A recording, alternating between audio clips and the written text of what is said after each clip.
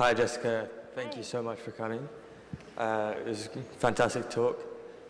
My question regards the labels.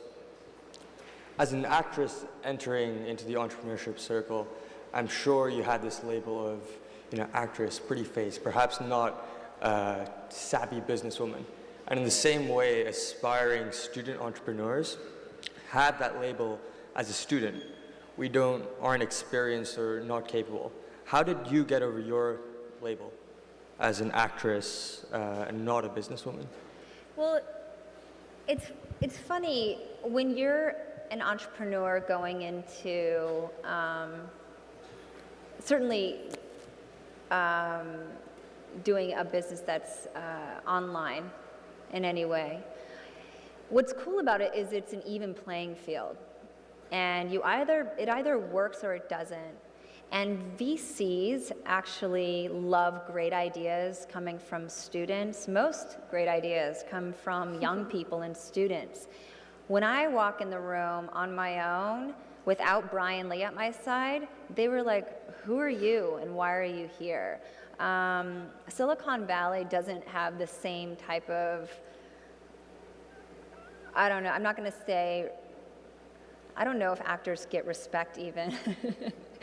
It's like, they certainly don't think that you are smarter or more capable if you're an actor. If anything, they have preconceived ideas of who you are. And there were a lot of barriers. And I feel like being a young student and coming from USC, you're at a greater advantage than I was. I had a lot of people look at me sideways when I wanted to start this company, and I had to, including my own business partner, Brian Lee, who turned me down, and I went back again 18 months later and pitched him the idea again, and I had to refine it. So I think you're actually at an advantage. I think you have to not take criticism personally. I think you have to look at it as being constructive, and I think you have to surround yourself with people that are smarter than you. Great. Thank you very much. Okay, we'll go to this. I'm not sure that there is. No, okay, so we'll just go back over here. Hi, my name is Elliot. I'm not going to be a father tomorrow, so something to consider. Obviously, you've been able to educate consumers about the toxic chemicals that are embedded in our daily products. Lobbied for reform on the Toxic Chemical Substance Act, which hasn't been, it went in 1976, and basically nothing's been changed since. Wow. And so I went and lobbied for reform on that bill before I started the company, and frustrated with the process and government and the lack of oversight on chemical safety. It really actually put a fire under me to launch the company and to be even more determined. At the end of the day, it's very difficult to change things at that level. And so we're relying on people voting with their pocketbook and with their wallet and making healthier and better choices. And if we take enough of the marketplace, those big players and those chemical companies are going to have to change their ways. Thank you. That people want to invest in. It's funny, the first question about, I'm a student, I don't have, it was true that, me walking in on my own, they were not taking me seriously. They were almost giggling at me even trying to start a company. But why they took me seriously, even with the same idea, why they took me seriously was because of my team. They invested at the end of the day in my team. And so I think if you can put together a team that can execute on your idea, that's going to be the strongest thing you can do when you're going to raise money. Thank you. Awesome. Hi, Jessica. Thanks for coming out tonight. There's a lot of learning as you go in being an entrepreneur, and I'm sure that the learning curve was very steep as you... Can't be too married to your ideas. You can't think you're the most genius person on the planet. You have to be humble. You have to have humility. You have to have empathy. And you have to really understand your marketplace through and through. And I recommend, this is something I did and how I got my 55-page deck down to 10, is I pitched this idea to smart people that had different types of businesses, and they poked holes at it. And like I said, instead of taking it personally, it wasn't until they were like, oh yeah, that's a great idea, and they totally got it, it wasn't ready. And so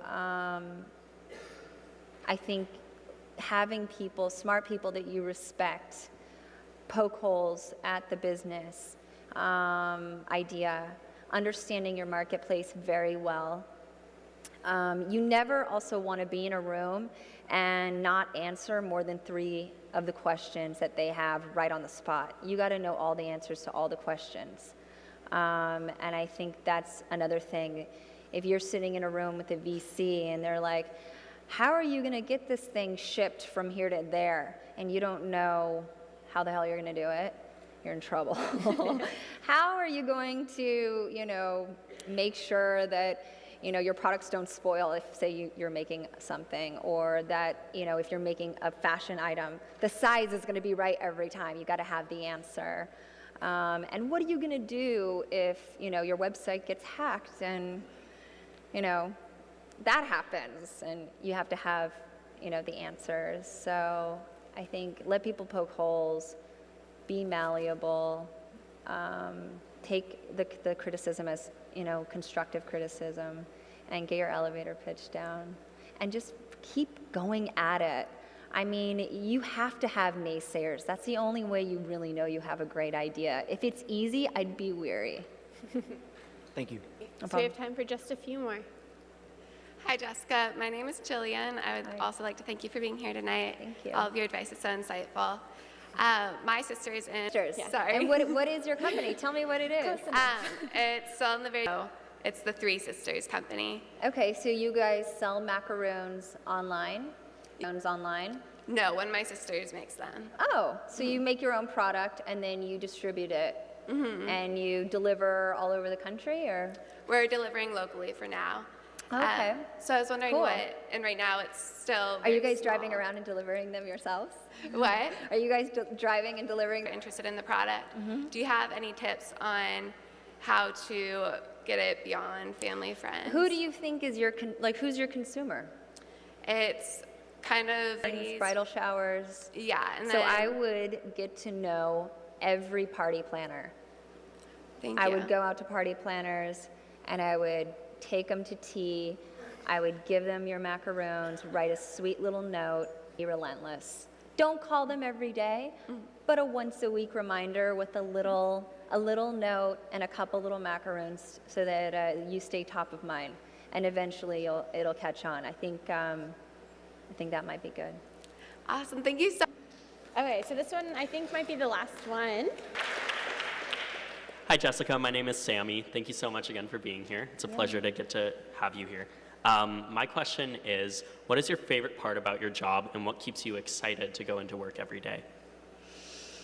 Oh, my favorite part about my job is getting customer feedback. When I even post something on Instagram, say, this is an example of me, of the long hours paying off. So I posted something on Instagram. It was just me at the office, and someone wrote on I read the comments, and someone wrote on there, thank you so much for creating The Honest Company. I have a baby, and we use your diapers and wipes and shampoo, but I also have a 5-year-old. And my 5-year-old has really, really bad eczema. She's had it her whole life. She has scars from scratching herself when she was a toddler. She's too embarrassed to wear short sleeves, so even in the summer she wears long sleeves and long pants. But ever since we started using your products, she's been able to wear shorts and short sleeves and live like a normal 5-year-old. And to me, I'm like, that's why I do this. So. Thank you so much. Hi, Hi, Jessica. Thank you for Hi. being here. My name is Ada, and I just wanted to obviously thank you and congratulate you on all.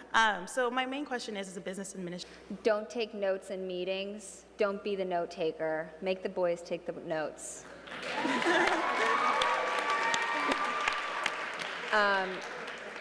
If there's a crowded room, make sure you get your seat at the table. Don't sit in the outer corners of the room in a chair. Speak up every time. And don't be afraid to ask for help. thank you so much. No problem. Okay, Saying. can't wait to see it. So let's do these two really quick. Hi, Jessica. I'm And thank Danielle. you. Thank you so much. And so I'm studying chemical engineering here, and so I'm just a little bit, maybe. We're looking for really smart scientists and chemists right now. So we work with different chemists based off of their expertise and what they can develop and where they develop.